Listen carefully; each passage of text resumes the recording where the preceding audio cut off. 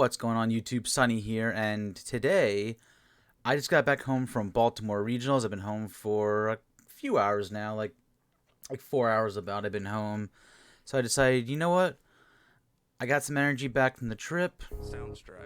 Why not put a video out on my weekend? So, this past weekend was the very first regionals of the 2022-2023 season.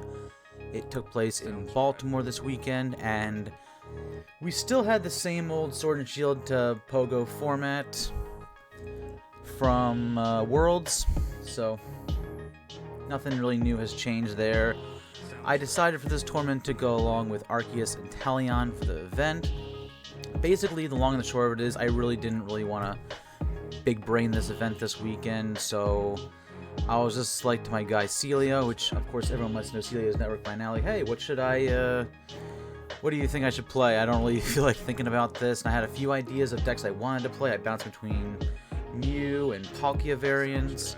Arceus was also on the mind as well on top of that, and you know, he was going with Arceus, so I just figured, you know what, I'll go with it too. We'll play it again, and this is the list that we both went with, which we did play the same exact 60 right there. It's still pretty standard as far as a Arc Intel list goes. I don't think there's anything too fancy in here. I'll even leave a link down in the description below. The only card that didn't really see play here, which of course we'll get to that in a second with my report, was the Dunsparce. I didn't run into any fighting decks at all. It didn't really get in the way, which is a funny thing too. The card never really got in the way. It just never saw its use. Unlike some builds that ran 2 Pal Pad or 2 Ordinary Rod, it was still 1 and 1. That was still fine as far as that goes. We still ran Collapsed Stadium in here in case, you know, we got Path ourselves and we couldn't do anything, so we did run a secondary stadium as opposed to running Pumpkaboo. And in this build, compared to my last one, we ended up on 3 Scoop Up Net as opposed to 2. And of course, I haven't played this deck since the Caucus Regionals, so one of the newest cards in here is Roxanne, which actually did see a little bit of use today, and it's still a solid card. But yeah, we'll go through everything round by round. I'll let you know how things went, just in case I do have the matches right in front of me, in case I look away. We've got that right there. But yeah, let's just start off with round 1. So round 1, I do go up against a Radiant Zard deck, and this is a deck that I knew was going to be heavy on my radar going in. I didn't want to play it myself because, you know, I didn't want to big brain this tournament at all and have to go through 9 rounds, potentially a top cut and a top 8 of just playing this deck, so I didn't do that. But yeah, we played against Radiant Zard round 1. It did only go to 1 game. That got completed. We didn't get to finish the second game, as you know, the deck tends to do. So we had a really strong lead early out in the beginning, up until there was an eventual play where he did get his Zard going in consistent motion, had that going on, and eventually managed to rally back.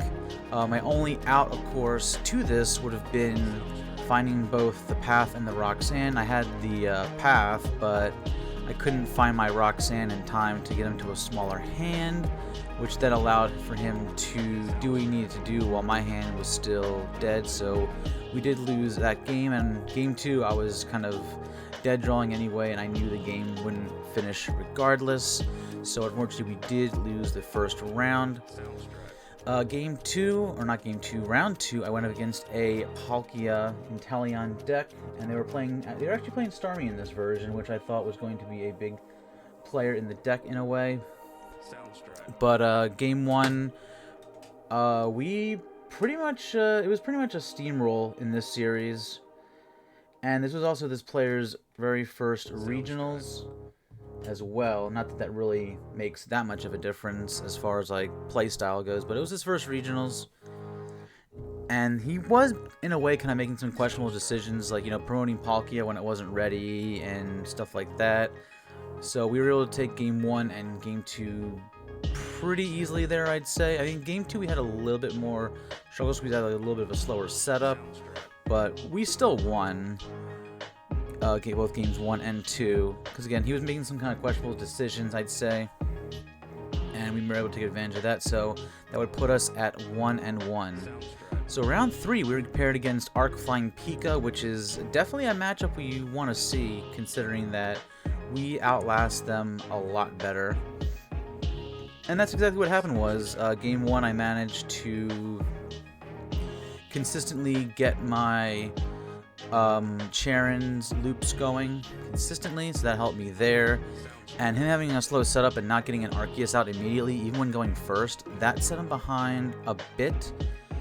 And we were able to consistently set up there. And a bit of the same happened in game 2, where we, again, got the Cheren's when we needed it and kept looping, pretty much keeping our Arceuses fresh.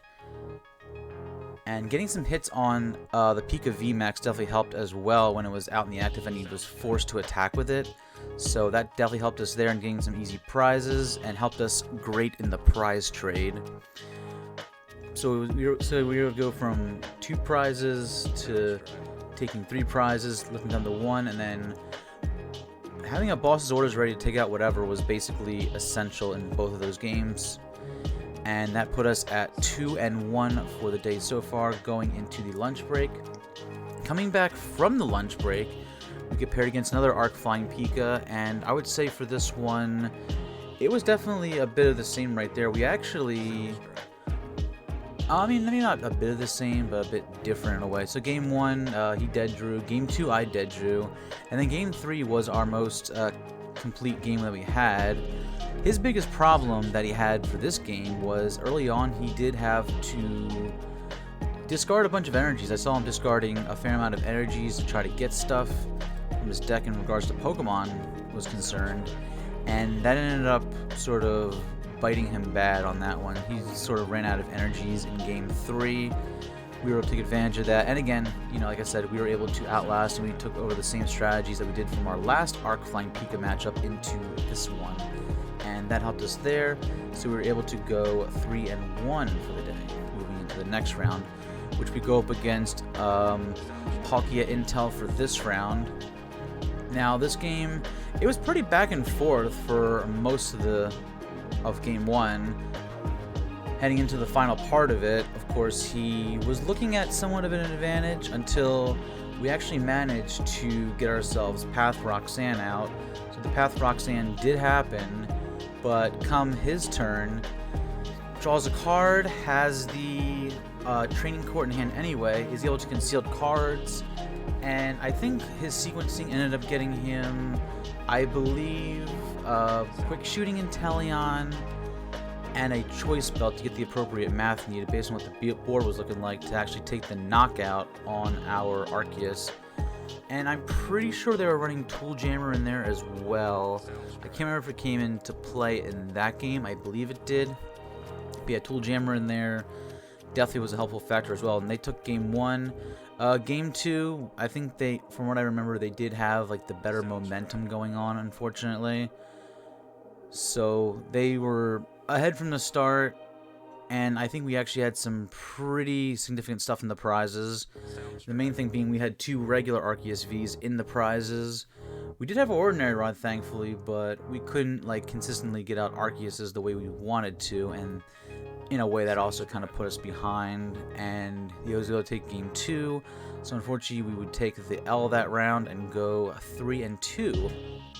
Now moving on into round 2, so that's round 6 we're going into.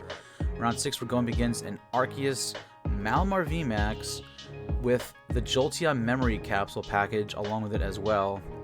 There's B-Barrel in the deck, of course, also. So the long and the short of this one was he was able to consistently have a Jolteon Memory Capsule out both games, and that gave us some problems from the get-go. Yeah, we did have ways game 1 to take care of the Jolteon immediately, but it never showed up, and then game 2 he was able to just set up 2 Jolteons, and there was just really no getting around that. And we were just stuck with a handful of like Drizziles and Inteleons, everything we couldn't use. We put up a fight as much as we could, and we did see a bit of a rally back, but in the end it just wasn't enough. We weren't able to get going as well as we could have, and that sent us down to 3-3. So on a skid and with a record like that, that took us out of day 2 contention. But not out of points contention, so we do continue the day. Let me fix this real quick. Again, I just have these matches up on my phone just in case. It's unscripted, folks.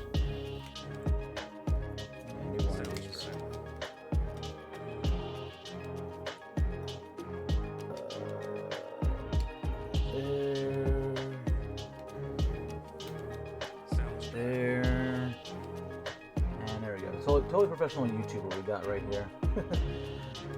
Alright, there we go. Alright, so yeah, moving into round, this should be round 7. Yep, this is round 7. We're playing against an Arceus Ice Rider deck, which has a bit more of a favorable matchup against us because, you know, Ice Rider can for sure get a lot of the numbers that it can, if it can, which in this case, game 1, he dead drew from the start. Never really got Palkia out right away to get a setup going, and he scooped the game like almost immediately as we were setting our board up. So game 1, there wasn't much of a game there, and game 2, he had more of a game going and also a faster start, I would say, in a way. But he did have some key prizes in game 2 that sort of held him back a bit.